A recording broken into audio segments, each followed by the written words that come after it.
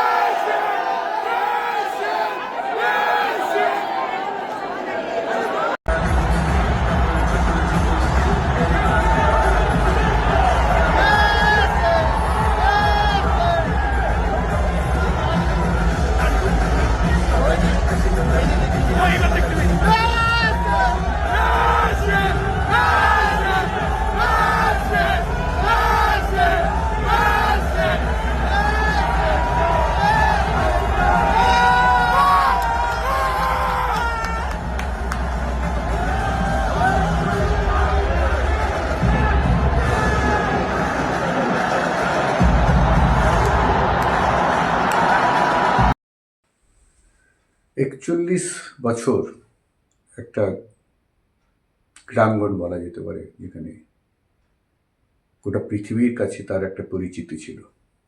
Maradona থেকে বড় বড় খেলোয়াড়, বিশ্বের নামকরা খেলোয়াড় এই ময়দানে ঘুরে গেছে। আমি এই যুব ভারতী ক্রীড়াঙ্গন বলার আগে একটি কথা বলবো। স্বামী বিবেকানন্দ, যার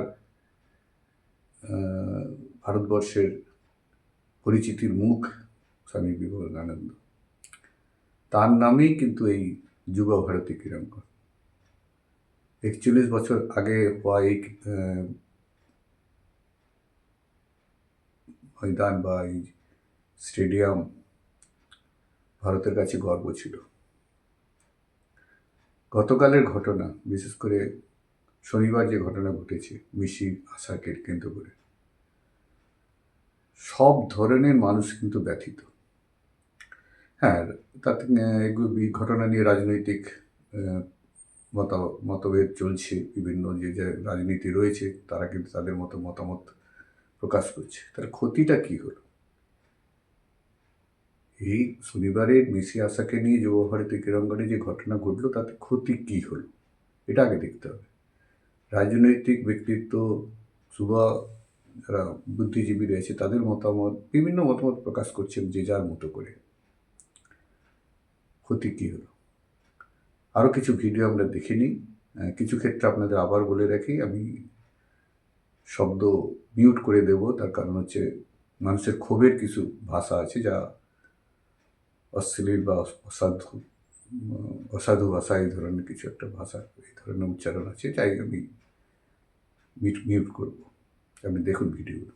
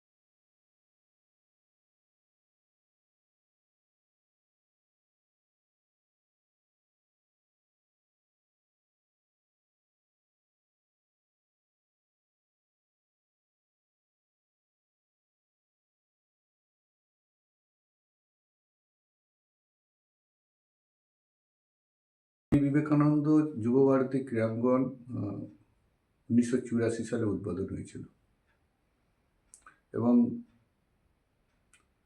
1,20,000 মানুষের বসার ব্যবস্থা, এবং তার এখনো পর্যন্ত যে রেকর্ড আমরা দেখতে পাচ্ছি বা যা তথ্য পাচ্ছি তাতে একটা কোনো খেলায় প্রায় 1,31,000 মানুষ কিন্তু এই ময়দানে ছিল। পরবর্তীকালে 2011-তে এই ময়দানে বিভিন্ন কাজ হয়, তাকে সে যে সংখ্যা ছিল বসার 1,20,000 সেটাকে কমিয়ে 85,000 করা হয়। শনিবারের ঘটনা যদি আমরা ভেবে নিই যে 1,20,000 মানুষের যদি সমাগম হয়ে থাকতো তাহলে আরও কী হতো, মানে আরও 35,000 মানুষ যদি এই মাঠে থাকতো তাহলে আরও কী ভয়ঙ্কর রূপ নিতে পারত। ব্যর্থতাটা কোথায়? কিছু ভিডিও আরেকটু আমরা দেখে নিই, তারপরে আলোচনা করব কি হারালাম আমরা।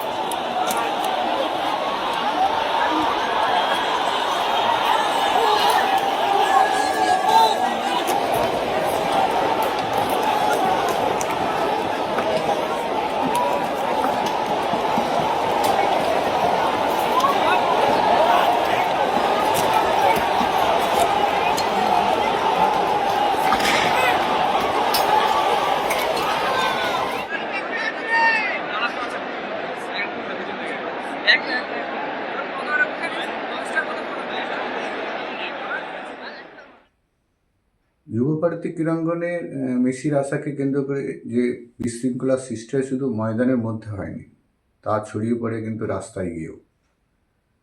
যারা বিক্ষোভকারী তারা বিভিন্নভাবে বিক্ষোভ দেখাচ্ছে, তাদের মতামত প্রকাশ করছে। দোষ তো ছিলই, দোষ ছিল, অবশ্যই দোষ, নাহলে এত বড় ঘটনা ঘটবে। দোষ ছিল পরিকাঠামো নিয়ে আলোচনা করা, অনুষ্ঠানটা কিভাবে হবে, কারা থাকবে, কারা আগে থাকবে, কারা পরে থাকবে, এইসব পরিকল্পনা করা, কিন্তু কিছুই করা হয়নি। তার কারণ যে দর্শক, হাজার হাজার দর্শক যারা মেসিকে দেখতে গিয়েছিল, গুটি কয়েক স্বার্থপরী মানুষের জন্য কিন্তু আজকে এই বিশৃঙ্খলার সৃষ্টি। কেননা মেসি যখন মাঠে ঘুরছিল, সম্পূর্ণ তাকে ঘিরে যে মানুষগুলো ছিল তাদের কতটা থাকার প্রয়োজন ছিল। মেসি সাধারণ মানুষের জন্য এসেছিল, সাধারণ মানুষের কাছে টাকা দিয়ে টিকিট, টাকা খরচ করে তারা এসেছিল, যে যার সামর্থ্য অনুপাতে। যেটা জানতে পারছি 5,000, 10,000, 12,000, আরও বেশি তো কম নয়। তাহলে তারা বঞ্চিত হবে কেন? এটা তো ম্যানেজমেন্টের অভাব অবশ্যই। কিন্তু মুশকিল হচ্ছে যেখানে মুখ্যমন্ত্রী, শাহরুখ খান এরকম মানুষ যাবে, গোয়েন্দা বিভাগ কী করছিল? আমরা জানি যে প্রত্যেকটি মুখ্যমন্ত্রী, যেখানে আমরা মুখ্যমন্ত্রী নিউজ কভারেজ করতে যাই, এতটাই কড়া নিরাপত্তা থাকে, এত তার আগে থেকে তার ব্যবস্থা থাকে যে মানে একরকম বলাই যেতে পারে যে আমরা মানে পিঁপড়েও বলতে পারবে না, এরকম একটা ব্যবস্থা থাকে। সেই জায়গায় যেখানে মুখ্যমন্ত্রী উপস্থিত হবেন, একজন বড় সেলিব্রিটি থেকে আরম্ভ করে ভিআইপি মন্ত্রীরা থেকে শুরু করে বিভিন্ন যেখানে আসবে, সেখানে এই ব্যবস্থা কেন হবে? তো কোথায় গলদ ছিল? আর একটু ভিডিও আমরা দেখে নিই।